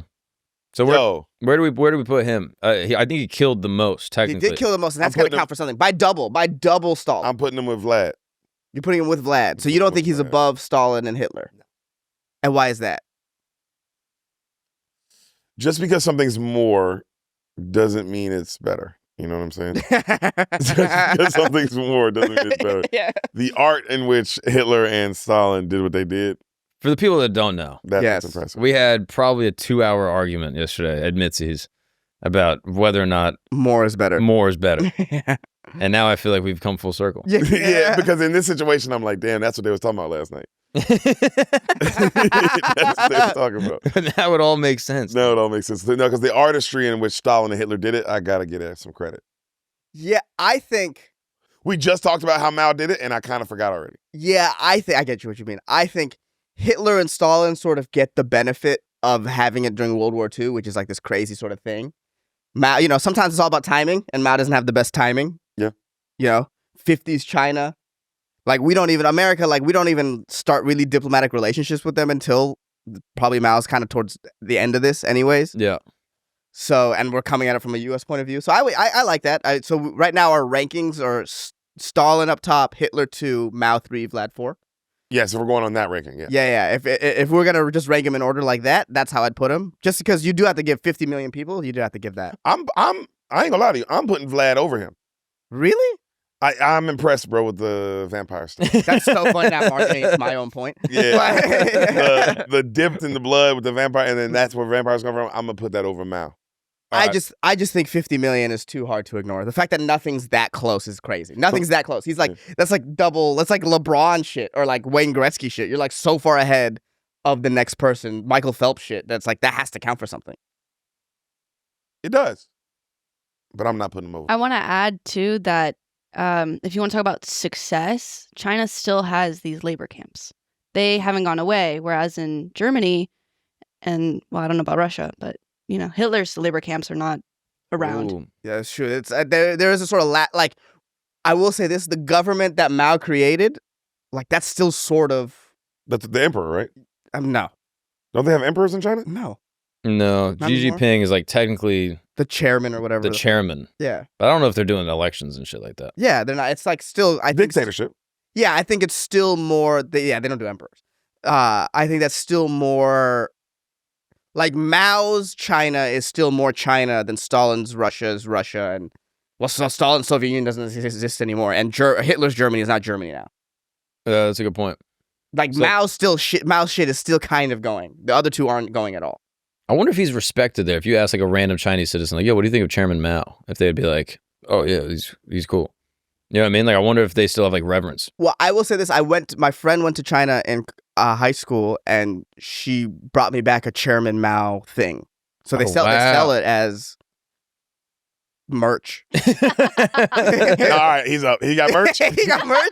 If he moving merch, I'm gonna move him. Yeah, I just think I'll give him 3. Yeah, I say he's above Vlad. I'll give Wow. him 3. Mm-hmm. Now, what about Pol Pot? Now I've heard this name too. 1975 to 1979, Cambodia. Which is not China. No, nearby, not far. Okay. Stone's throw. That might be helpful. Can we get a map of where Cambodia is? But basically, he killed 2 million Cambodians through starvation, forced labor, and executions. For the record, it's not the most. That is 25% of the population. Damn. 1 out of 4. Per capita is crazy. That is technically speaking, in terms of percentage, the deadliest dictator ever. 1 out of 4 is crazy. 1 out of 4 is pretty dog. crazy. That's That's lot. one of us in the room. In this room, one of us. Yeah. Well, But- the test would be spell Pol Pot, and then it would be over. Yeah, so you got China up there in the north. So small. It is very small. He was wiping out everybody in his own place. Yep. That's pretty. Like, think about it. To be from a small area and be well known is pretty impressive. It's like Steph Curry at Davidson. It's like, damn, bro, you put Davidson on the map. That's nuts. Yeah. Like, Cambodia was not popping before him. That's the only thing I know about Cambodia is Pol Pot. That's crazy. Yeah, that is a good point. What else? What the fuck else do you know about Cambodia? Yeah, exactly. Yeah. Yeah. So this guy was a former teacher who studied radio electronics in Paris. Pol Pot? He was born. Yeah, he was in Paris a lot. That's where he learned. Soloth Sar was his original name. He was rich. I think Pol Pot came from a rich family. Oh, really? If you're studying in Paris and you're from Cambodia, Yeah, I guess you got something on. yeah, you got something going. And he returns back to Cambodia to create Year Zero. Time has started. Dude, this guy's crazy. When he shows up, he goes, "This is when time starts." Mhm. That is a level of like ego and narcissism. You know what I mean? You might think you know narcissists, and then this guy goes, "Hey, time, not real." He just shows up and goes, "It's zero now." It's starting now. That's crazy. A socialist utopia so pure that it requires erasing cities, money, religion, family ties, and roughly 2 million human lives. April 17, 1975, the Khmer Rouge forces capture Cambodia's capital. Within hours, they begin the most radical forced migration in modern history. Pol Pot ordered the immediate evacuation of Phnom Penh. I think that's how you pronounce that. Phnom Penh. I don't know. That's the capital of Cambodia, a city of approximately 2 million people. Hospital patients still attached to IVs were forced to march. Women who just gave birth were carrying their babies through the streets. Elderly, disabled people that couldn't walk were left to die. And the entire population was told to evacuate, and it would just last 3 days due to a imminent American bombing. In reality, he considered urban dwellers contaminated by foreign influence and unfit for his agrarian utopia. Most evacuees would never return home, and these evacuations went through basically every Cambodian city and town within days. So while he's doing these marches, temperatures are above 100 degrees Fahrenheit, no food or water. Those who had collapsed from exhaustion were shot, and children that were separated from parents were then abandoned, and thousands died along the way, leaving roads filled with bodies. His utopia was basically dismantling everything, so that includes money. The national banks were blown up, so currency is worthless. Private property doesn't exist. Everything's confiscated. Religion isn't real. All the monks and temples were then converted to prisons. The monks were then killed. The families weren't safe. Like, if there were children that were separated, they became like servants of the state, or they were executed. And names were no longer a thing. People were just addressed as like comrade. And in 1975, history reset. So the entire population was forced. 75? Yeah. 1975. The 1975. NBA is happening. Oh, yeah. Yeah. Black people are playing. Like, yeah. Kareem won his first championship already. And people are now marching through the streets, and time has restarted. Yeah. Didn't he kill everyone with glasses? Oh, I don't know. Can we look that up? Yeah, I'm pretty sure. Everyone with glasses? Yeah, because he didn't like the intelligence. This one is crazy, It's y'all. also the biggest projection of all time, this French educated Cambodian being like, there's foreign influence here. I don't know where. Yeah. I'm gonna find I it. can feel But it. it's Everywhere I go, there's some French influence. I don't know why. Extremely close to me. I don't know what it is. He had a French accent the whole time. Oh, oui. Yeah, I feel like there's a European in the midst. But yeah, he basically had the entire population forced in these collectives where they worked 12 to 16 hours a day, minimal food, And no agricultural training. He expected a triple yield rice harvest to demonstrate the revolutionary success. And when the farms inevitably failed, people reported fictitious bumper crops. And again, just like what happened with Mao Zedong, people then starved to death. Damn. Crazy. It turned into this vast prison farm system where people that spoke too loudly, showed emotion, or failed to meet impossible work quotas meant death. Picking wild berries or catching fish without permission was considered private enterprise and was punishable by execution. And this is exactly to Hassan's point. The policy was crazy because he would kill people wearing glasses. There was a war on knowledge. Despite his own education in France, he developed history's most extreme anti-intellectual campaign. The Khmer Rouge slogan said, "To keep you is no gain, to kill you is no loss." Damn. The definition of intellectual expanded to absurd extremes. Wearing glasses marked you for execution because they indicated literacy. Speaking foreign languages was evidence of capitalist contamination. Soft hands meant that you weren't a proper peasant, and former teachers, doctors, lawyers, and students were systematically executed. Even knowing how to read in any capacity would be a cause for death. Which I feel like it'd be pretty easy to not know how to read. No, it's once you know how to read, it's hard to fake not knowing how to read. Yeah. Because you can't, like, you Try to not read right now. Try to not read. All right. Done. Damn, he's good. But He might not be able to read. Right? it's like you have to be on your P's and Q's all the time about What are those? Damn. No, if you're locked in, I can't read it. Nah, I get what you're saying. You have to be locked in all times. Yeah, if you're locked in, you can do it. Like to the point where you're coming up on a stop sign and you have to I can't stop. That's ever. a Chris Rock joke. Is it? It's a classic Chris Rock joke. Wait, what is it? Chris Rock bit on Never Scared. Talks about how hard it would be being a slave because you have to pretend not to read. Oh, okay. And you're riding on the buggy, and then you see a stop sign, and then that's the bit. Oh, I've never heard that. Great joke. That's a brilliant joke. Yeah. I feel like Chris Rock. we just stumbled into it. Damn. Yeah, He's so good. yeah. 20 Oh my years too God. late. Fuck. Yeah. Fuck. So good. But yeah, he was just killing all the intellectuals. One survivor recalled the Khmer Rouge guards testing suspected intellectuals by asking them to repair a broken moped. Those who succeeded revealed mechanical knowledge, evidence of education, and they were killed. When the Khmer Rouge captured the capital city, they killed all the doctors. They even went on to kill them with their own medical instruments. Jeez. Crazy. They were just grabbing whatever was around. And then the craziest part is the killing fields. So these killing fields were basically just these giant, broad fields where they didn't have the high tech execution that all these other places had, Hitler and all that shit. So they would just go out and they would just murder people and with farm tools to save bullets. They didn't want to waste the bullets. And so just axes and all that shit. And yeah, they just had these mass graves. They would use chemical substances to sprinkle over the bodies to stop them from, smelling and shit. And yeah, it was one of the most brutal regimes to ever exist. He was also super paranoid. That's the one thing with all these dictators. They're all so paranoid. I think They know, because your subconscious know this is bad. I think once you're at the doing top of anything sort of crazy like that, you get paranoid. There's no way. The amount of shitty things you had to do to get there Yeah. is it eats on you. Yeah, it must, right? Even in smaller, you ever watch The Sopranos? Mm. Oh, well, it's sort of you get to see Tony's sort of descent into paranoia and what it's like being at the top of something violent. Yeah. Mm. No, when you watch any of those gangster movies where the guy is on top, he dies with always the same. He gets crazy paranoid at the end. Yeah. They get crazy paranoid because you just know, you feel it man, I know I'm not supposed to be doing this shit. And there's always a guy next up. There's a guy who's trying to get to where I'm getting, and I know what I did to get to where I'm getting. It's coming. So it's coming. And Yeah. Yeah, you're just freaking out.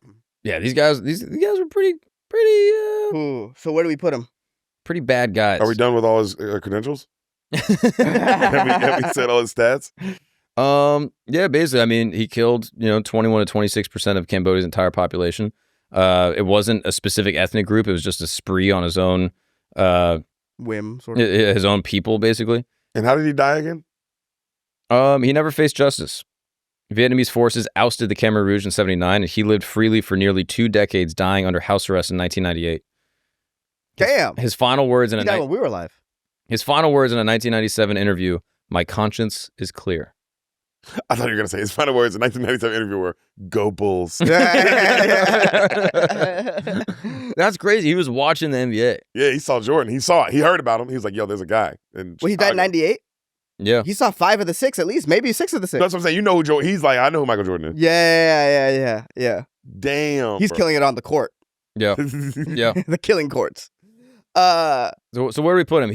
So right now, our rankings, we went Stalin, Hitler. Well, is he ultimate based? Because I think he's ultimate based. Yeah, probably. Right? I think he's the most evil. That is the most evil, bro. This nigga sucked. Yeah. This is where it's wild. Here's like little like personal things. One foreign diplomat described meeting him and said it was like talking to a polite school teacher. That apparently he was like very like, calm and sort of unassuming. Even scarier. Yeah. And he wasn't like this bombastic dictator with all these crazy speeches. He rarely appeared in public and gave very few speeches. He preferred anonymity and was known to many Cambodians as brother number 1. Damn. Yeah. Damn. All right, so he's in the ultimate base. So he's in the tier with Hitler, Stalin. I agree. Do you think he's below Hitler and Stalin? I'm putting him 3. You putting him 3? I'm putting him 3. Yeah, I Put think him 3. I'll go with that. So that Above move Mao, above Mao. So Mao now goes to 4. Vlad goes to 5. 5. Yeah. Yeah. All right. Where do we go from here? Do you guys have one that you're like, oh, we got to get to this guy? I'm learning right now. Yeah. I kind of want to see who you pick All right. next to throw to us. All right. We do need a silly guy. We been a haven't while. done a silly Billy yet. It's been a while. I would say Vlad is the silliest. Yeah, by far. Yeah. And that's because it happened in the 1300s. If Vlad happened in 1942, we probably wouldn't feel as silly. Mao was a little silly though. He looks cute. Mao looked. He was funny. He's silly because of his hygiene and his hairline. Yeah. Sorry, he's cool because of his hairline, but he's silly because of his hygiene. He's cool with probably getting all that pussy. Yeah. Oh, all I heard is that he fucks a lot. That makes sense. Okay, we can go to this guy. Saparmurat Niyazov. It's so crazy because like Eastern European? he's the former president of Turkmenistan. Okay. Yep. Turkmenistan. Yeah, and relatively recent. His term was 1992 to 2006. Whoa, 2000?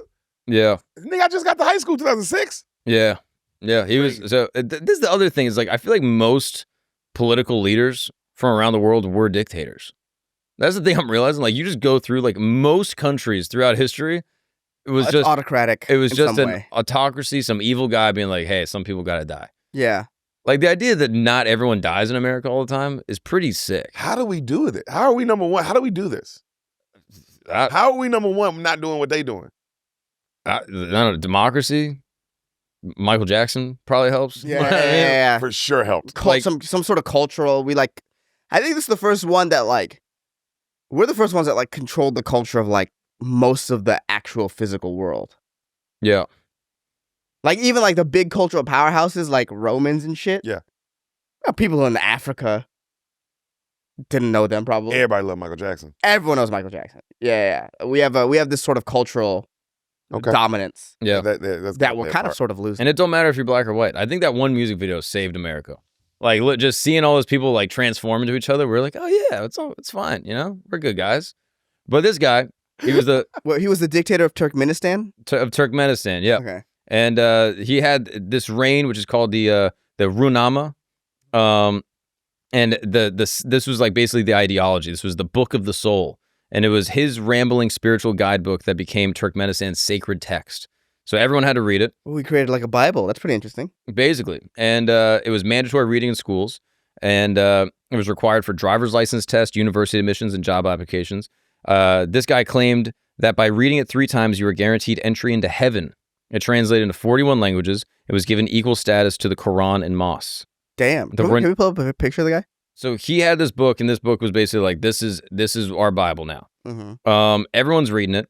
In 2006, he installed a massive mechanical Runama monument in Ashgabat in the capital that automatically opens each evening while playing recorded passages, and citizens were required to swear oaths on the book and pledge allegiance, including rubbing it against one's forehead 3 times. He was pretty wild. He renamed every month and every day of the week. He specifically named April after his mother, renamed the word for bread and adolescence after his mother, and redefined ages of human development with adolescence lasting until 25 and old age beginning at 85.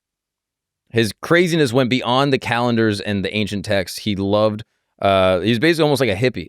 He created this prominent design of the Neutrality Arch, which was a massive structure with a 39-foot golden statue of him which rotated to always face the sun. His portrait was everywhere, plastered on public buildings, classrooms, offices, newspapers, vodka bottles, and even carpets. He renamed cities and airports, and even a meteorite after him and his family members. This guy's a little bit funny. His personal preferences became national policy through strange proclamations. He himself had gold teeth, but he banned them, claiming that they were unhealthy and advising citizens to chew on bones instead of strengthening their teeth. If you have long hair and a beard, he banned that. Video games, no video games were allowed. Damn. And he said that they were too violent for young Turkmens. He outlawed the opera, ballet, circuses, and even recorded music. Car radios, lip syncing, and public smoking were also prohibited. This just sounds like Disney World. Yeah, You know what that's I mean? crazy. That's like no chewing gum. Wait, Val, can you click on the statue? It's the other one to the left here. This is the statue he was talking about. Yeah. And it just like rotated and always was. That's a pretty fire statue. This is basically, didn't Trump just post this on Instagram? You did? The Gaza thing where it's just like a golden statue of him. Oh, yeah, it's kind of based on that. And you're like, whoa, all right. We got to look into the history of this a little bit. He shut down all the hospitals outside the capital, replacing them with a single family in Ashgabat where doctors were allegedly required to swear an oath to him instead of the Hippocratic Oath. He fired 15,000 healthcare workers, replacing them with military conscripts. Despite presiding over the country that's primarily desert with severe water shortages, he did initiate environmental protections. He built enormous ice palaces in one of the world's hottest deserts, created an artificial lake in the Karakum Desert, and constructed the largest fountain complex in the entire country. Banned foreign newspaper, no reading, and yeah, basically just like upended the entire education system, and then died of sudden heart failure in 2006. These guys make it, mostly. Hitler was the only one that didn't make it. Yeah. Like, if you don't start a war and you just fuck with your own people, no one cares. No one really cares. Yeah. And you don't have oil that we can take? Yeah. Yeah. The golden statue that rotated to face the sun was removed in 2010, and Turkmenistan remains one of the world's most isolated and repressive states. So whoever took over just basically kind of was just like, all right, this guy had a pretty good little system. He's building his own statue right now, probably. Yeah. I don't know if he killed that many people. I don't think there was. But no video games is crazy. Yeah, almost worse. That one's kind of wild, bro. Because you got to live through. Nigga, it's 2004. I can't play video games, dog. Yeah, nothing. Right. GoldenEye. 2004. Halo. Games out. You don't get Xbox Live. Yeah. It's like shit is popping now. Yeah. That's why I'm like, damn, bro. Yeah. That's fucked. So where are we putting this guy? I mean, he's very silly. Can I see the tier base again, please? Yeah. Can we create a silly tier? Silly base silly? Yeah. I'm gonna say this guy is so-so. Yeah. He's like he's almost cringe. He's almost cringe, but it's so silly that it's a little bit like you not only named the month of April after your mom, but you named adolescence and one more thing after your mom. It's kind of like that Dictator, the Dictator movie, where everything is Saladin. Yeah. It's like that's very silly. I'm gonna go so-so, but he is on the line of cringe. He is on the line of cringe. Yeah, he is on the line of cringe for sure. All right, you want to do this? Is another kind of fun one. This is like a little quick, silly one. Again, there's a lot on this guy, but Gaddafi. I know that name. Gaddafi was a wild dude. He was a revolutionary in Libya, and he ruled from 1969 until his assassination in 2011. 11? Yeah. His assassination was very famous. He came to power through this military coup and became the first revolutionary chairman of the Libyan Arab Republic. He looks like Bruno Mars. Yeah. What? Yeah. He was a wild dude. He was insane. There's like a ton of stuff on his personal political life, but just some highlights. He had 15 female bodyguards who were all trained in weaponry, had to wear makeup and high heels, and were all reportedly virgins. The Virgin Guard, that's the most famous thing about him, I think. He walked around with bad bitches as his personal, like, security outfit. All virgins? Allegedly virgins. Why virgins? I don't know. The virgin thing is kind of fun. It's just like, he wants purity, I guess. I don't know. It's kind of, is he Muslim? It's also, Muslims have a weird thing with virgins.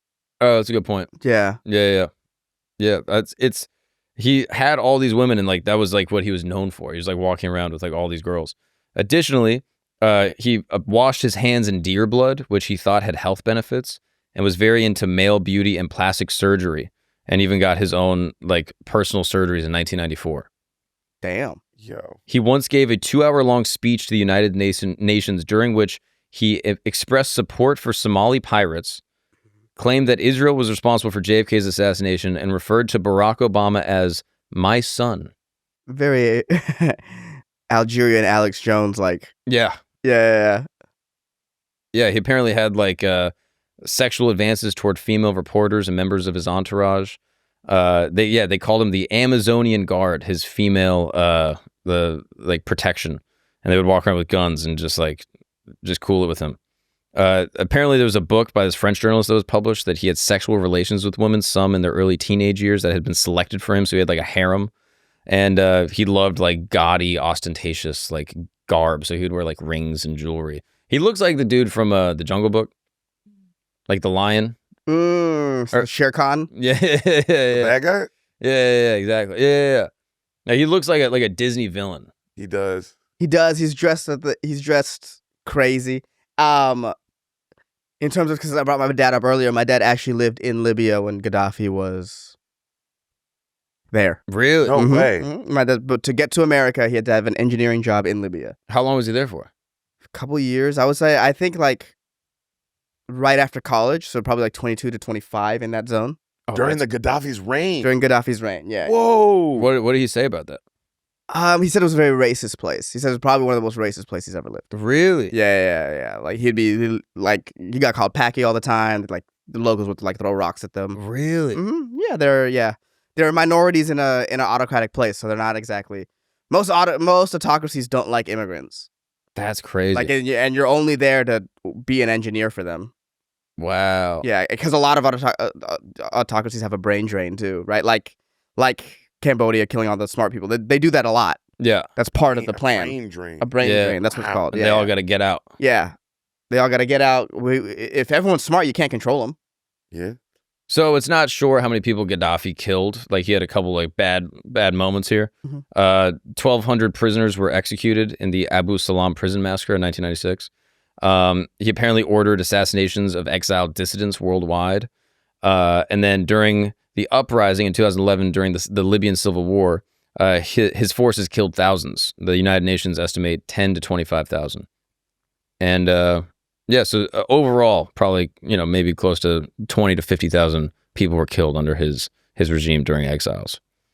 So what do we think? Where do we put old Gaddafi? He's not. He's above the last dude we just did. I think what's above Soso mid? Was that what's above Soso? Yeah. I would say he's mid. I would say he's mid. No, above Sosa's just base. I'd say he's base. Based. The Virgin Guard's pretty based. That's what I'm saying. The Virgin Guard was dope. And if he's like, and you know what else is cool? If he's not having sex with those virgins, I know you said alleged, but if he's not doing it and they truly are his Virgin Guard, that's some dope ass shit, bro. It's just cool. It's just like, damn, bro. Because if you're one of those girls, you're like, this is a great gig. Yeah. I know I'm protecting this guy and all that, but like, man, no one fucks me. No one gets to just fuck me. Thank God. And forced to wear high heels. That is the craziest part to me. Like part of their military uniform is high heels, stilettos, aesthetically pleasing. Yeah, I mean it's crazy. Very confident about his height. You're right. And to call the U.S. president his son, he was talking shit. That's pretty crazy. That's pretty I don't know anyone who's had the balls to do that. Yeah, that's pretty ballsy. So I think he's based. Okay, based. He's based. Makes me feel like the other guy's a little more cringe than I thought. I thought he was on the line for me, bro. He might have been cringe, bro. No video games? Get the fuck out of here. Yeah. Because, I mean, this guy is also very gaudy and showy. Yeah. But he's kind of cool about it. He wears shades. Yeah, he wears shades. All right. We got another one. Okay. We're going to Africa. Let's go. Black dictator. Finally. This guy, Idi Amin, became the third president of Uganda in 1971 until his overthrow in 1979, and he ruled as a military dictator and considered one of the most brutal despots in modern history. So this guy basically takes over Uganda. Just a couple things about him, all right? These are more like personal fun facts. Former heavyweight boxing champion. Oh, whoa. That's already makes it scary. Yeah. That's very scary. Actually throw hands. He chose 4 white males and forced them to carry him around in a large throne-like chair during their 1975 meetings. Damn. Kind of like him. He's kind of archaic. That's kind of pretty cool. You did that to white guys? Yeah. He gave himself the title of His Excellency, President for Life, Field Marshal Al-Hajj Dr. Idi Amin, Dada, VC, DSO, MC, Lord of all the beasts of the earth and fishes of the sea, and conqueror of the British Empire and Africa in general, and Uganda in particular. That was his title. That's a little lame. A little, A lot. It kept going. It a kept little going. corny. It truly kept going. Yeah, it would have been cool if he was like the ruler of the beasts of the land. That'd be cool. That's cool. Yeah. But like That's cool. Bruce Buffer can't announce this. Yeah. Yeah, God, it's like too many this- cards. Yeah, it's insane. He married Wow, at the least. white guy's carrying him. Yeah, Yeah, 4 white. There's a regular looking white guys too. yeah. Those are standard issue. Like Yeah. that's just like a run of the mill white, and they're carrying around. He's not even. I don't even feel like he's that dressed up. No, He's wearing Tommy Bahama. Or He's something? Zelenskying it right now. Yeah. He's just Tommy shit chilling. He's known to have married at least 6 women throughout his life, one of whom was found dead. And after falling pregnant to another man, he murdered her. He's also thought to have fathered as many as 43 children. One of the most crazy things that he did is that he banned all Asians and South Asians from Uganda Damn. because the daughter of an important Asian family refused to marry him. Damn. So an Indian girl. Damn. And That's so funny that an Indian girl said no. When in India, they're not really, they don't care about that. She had to go to Uganda to find someone who took her seriously. yeah. Damn. That's crazy. What's also wild is that in that time, basically we had all of these like Indian, Pakistani, like South Asian business people that were not running Uganda, but like they had all the businesses and like industry. Mhm. So like they like owned like the stores and they had like all the commerce, like they were running shit. Mhm. And then overnight he basically was like, hey, you have 24 hours to get out of here. And all of them had to flee. And then basically after they all left, the country went to shit because they were like, we don't know how to run this shit. Like we had all these Indians in here like running our thing. He claimed to have conquered the British Empire and reportedly sent many love letters to Queen Elizabeth of England. He even asked her to marry him and make him the King of Scotland. You think if anything didn't go his way, he ever went, you got to be kidding me. You think he ever did that? Probably. Good. I think probably a couple times. There's got to be people who do that there. If they don't, it's a very humorless place. And then basically, If no one's done that there, I don't want to go there. I wonder how many people he actually killed straight up. Like, I wonder if there was like the most evil stuff that he did. Yeah, I want to know that too. Like, what was the most brutal shit this guy was doing? So, he was responsible for the deaths of an estimated 100,000 to 500,000 people, even although the exact number is difficult to determine due to the chaotic nature of the regime. He targeted political opponents, soldiers, intellectuals, and professionals. The International Commission that investigated estimated 80,000 to 300,000 were killed. A bunch of other ethnic groups were killed, 100,000, they believe, from specific ethnic persecution. The Asian expulsion of South Asians, targeting and seizing their property, although not directly killed, caused a ton of economic ruin. A bunch of massacres, 2,000 people in different cities were killed in just random massacres, and then bodies were dumped in the Nile River, sometimes washing up in neighboring countries. Damn. And yeah, he fled to Saudi Arabia in 1979 and lived in exile until his death in 2003, never facing justice for his crimes. Crazy. Damn. He was in Saudi Arabia and then apparently died of kidney failure. Yeah, dude. Pretty wild. Apparently, people wanted Amin to have answered for his sins and they wanted him to come back, but he never did. Same thing with like Pol Pot. It's so interesting that like once you get to a certain level of dictator and you get ousted, there's still somewhere that'll take you. There's still somewhere that like, yeah, you did it. Come live out your rest of your lives with us. Yeah, somebody will take you in. I mean, you are such a famous, wealthy person. Right. That the guy's like, well, you amassed all this wealth. You can spell it in our country. Yeah. And we'll make sure. Yeah. We'll try to make sure no one kills you. No, in Saudi Arabia, no one's going to kill you. Yeah. It is kind of wild that all this was happening so recently. Yeah, 2003 is like, I'm pretty sure I remember when he died. I remember that being a thing. Yeah. I remember that being in the news. And just died of old age. Just like they got sick. The butcher of Uganda, bro. These motherfuckers are awful. Crazy, right? Like, what's the point? Like, just chill out. People get addicted to that power. I guess it's just like, bro, just like try a video game. Like, how do we fix the dictators? Like, if you met a dictator, like, is there any way you could just be like, hey, dude, it's not that serious? Mushrooms? No. I think mushrooms would be your best bet. Just some form of mushrooms in nature. Or they would feel like they are actually God. I think there's Yeah, you're right. Some people go the other way. Yeah, I think there's something, if you have that in you where you think that, hey, I can control millions of people. And I should, too. And I should too. I think that's a level of psychopath that nothing can really help. Yeah. You have to be kind of a psychopath to want to be the president. Yeah. And that's an elected official. Or not even a president, bro. Even to just want to be like governor, the mayor and shit. Yeah. There's a little bit, not saying you're a psycho, but there's a little in you that's like, oh, you like, you're like, I could do this, but I would run this better. Yeah, I deserve to run this. Yeah. I should run this. I would do it better. And it's like the moment you start fucking with that, it gets crazy. I'm just shocked at how many straight up like dictators there were. Like, remember how we were talking about like, oh, these guys in modern time were like listening to Western music and shit like that. So just as like a little sidebar, Imelda Marcos was the first lady of the Philippines, and Ferdinand Marcos was basically like the king or the dictator of the Philippines. And they were huge fans of the Beatles.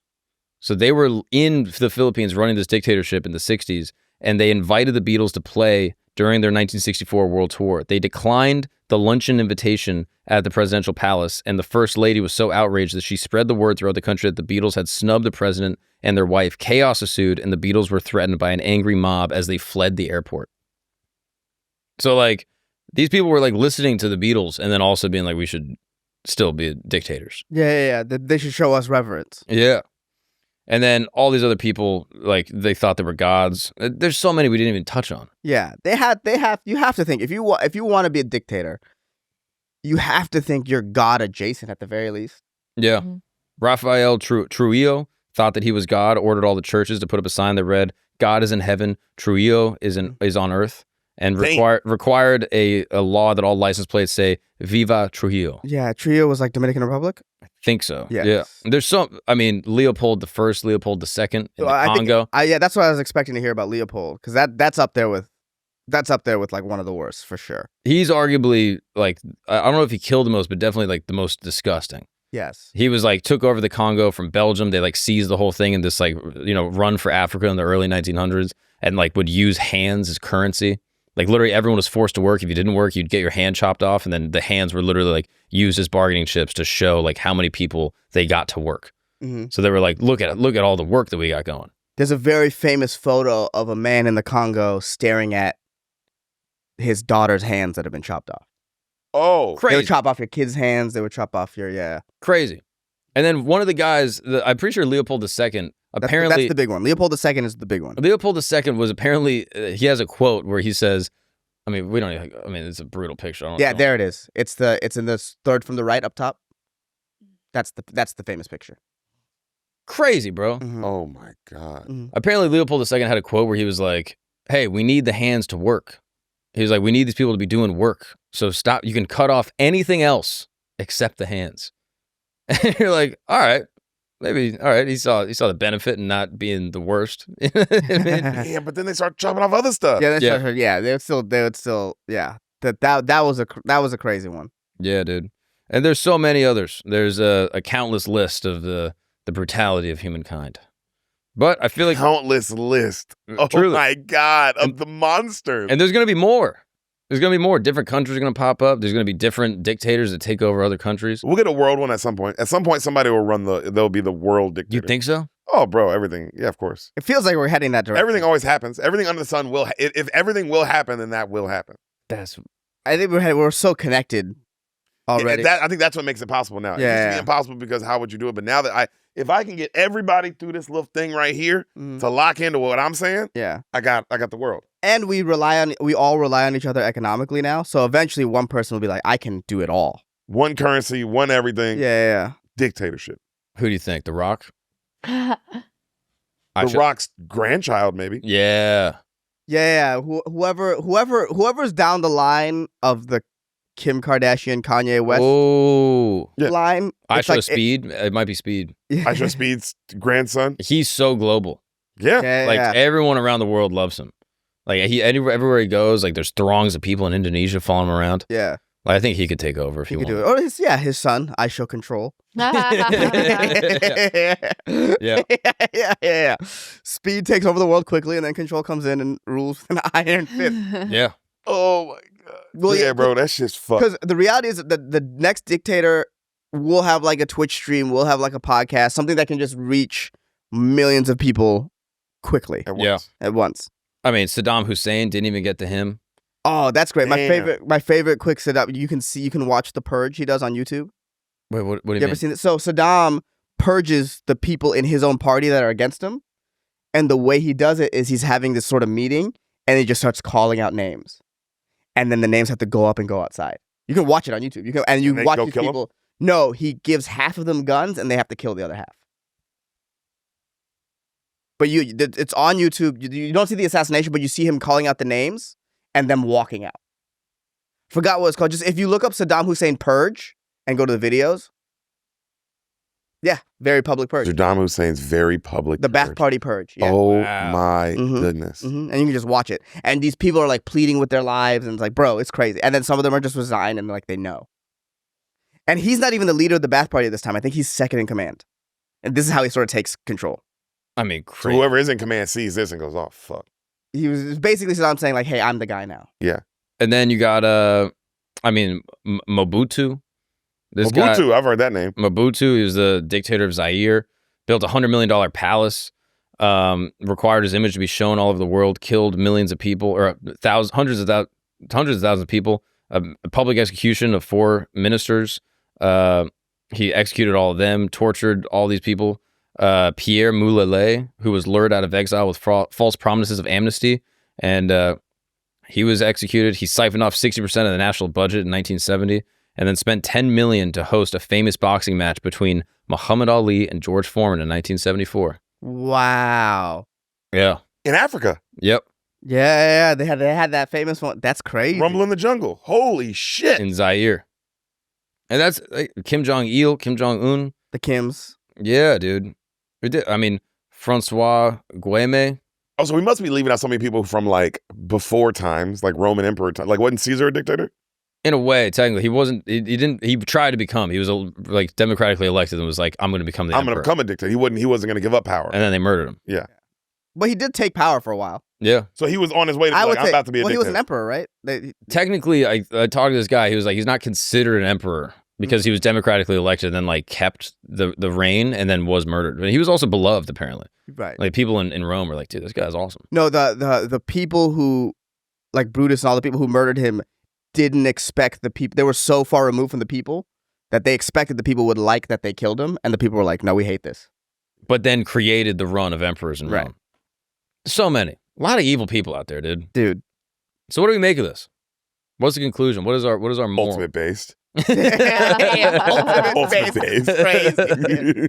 And then Val, would you mind even scrolling down and just showing some of the other, all these other people? Look at all these other people that we didn't even touch on. I don't even recognize half these I dudes. don't know any of them.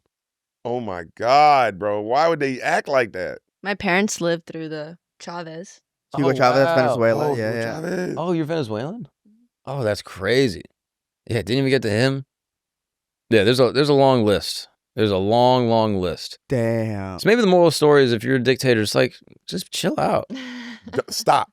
Yeah, just stop. Like I don't want to get too political on this show, but I just, stop killing people, Yeah, you don't want to get too political. But Yeah, like I don't want to make it a whole thing. let's not but- kill all the women Yeah, and yeah. children. And Or there's some psychopath watching this being like, I think I can make ultimate based. Yeah, based on their criteria, I think I can do it. Yeah, if you were to become a dictator, how would you do it? What would be your strategy? If I were to become a dictator, Yeah. damn. I mean, the best way to do it in America is become democratically elected. Yeah, but America's so hard. There's all checks and balances. I think you have to start small. You have to start at mayor. You have to work your way up instead of like going for the presidency first. So you got to make the people around you like you, and then also have control. Yeah. Like, okay, this is what it's like with control, and then work your way up.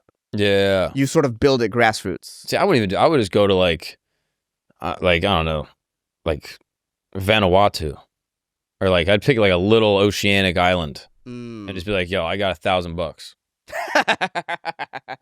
What do you say? And they'd be like, go, Lord Mark. Or I wonder if you could do it through a cargo cult. You ever seen these cargo cults?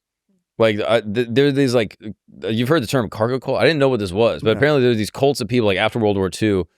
These are around South Asia kind of vibe, or near Indonesia or Oceania, I guess. They would put these planes down, and the John Frum is the most famous one, and they basically would put down these planes and they would give people money and trade with them in order to get flight routes where they could get their planes to land so that they could be doing war missions around the area. and they were like, hey, we're going to come back. Don't worry. And the people, like these basically like indigenous tribesmen were like, all right, they're going to come back. And they never went back. The war ended, and all that was left there was like basically the gifts that they gave them and some of like the military equipment. And so now the people have deified these soldiers that went down there to trade with them. And they basically were like, these are gods that came down on their big giant birds. And they recreated all this stuff. Yeah. Damn. But yeah, dude. So anyway, those are all the dictators. I think we ranked them from the most evil. Yes. And, From the most base to the least base. No, to cringe. Most Yeah, base yeah. to cringe. To cringe. Yeah. Yeah. A lot of them were cringe, I'll be honest. Yeah, a lot of them are really cringe. They were Man, cringe. Some are ultimate base. Some were hella based. Yeah.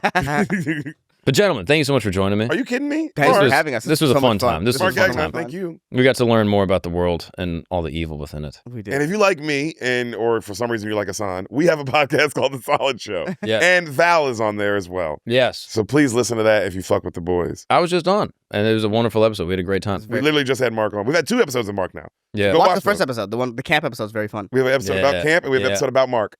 Thank you all Different so thing. much. Appreciate y'all for joining. And this has been an episode of Camp. See you next time. If you've made it to the end of this episode, that's because you rock with us. And for that, we rock with you. You are sophisticated. You enjoy honest, true communication, a highbrow type of person that understands this.